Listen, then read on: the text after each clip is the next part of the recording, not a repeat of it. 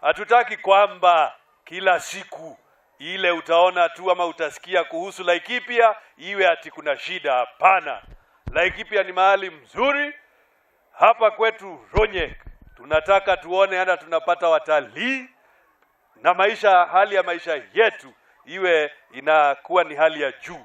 Sisi wote, jamii zote zikiweza kuwekwa pamoja, utamaduni wetu and the cultural activities ambazo tunafanya zinaweza kuwa kitega uchumi na pia kutusaidia kuweza kukua na uwiano and to promote peace in the county of Laikipia. Agenda yangu kwa watu wa Laikipia ni masomo. Tujenge shule ya Ronyek mpaka ikuwe shule kama zile za Nyahururu. Watoto wenu wasome kama watoto wa watu wengine. Sawa sawa? Tujenge hata secondary school hapa. Kwa sababu Uhuru Kenyatta amesema secondary education is free.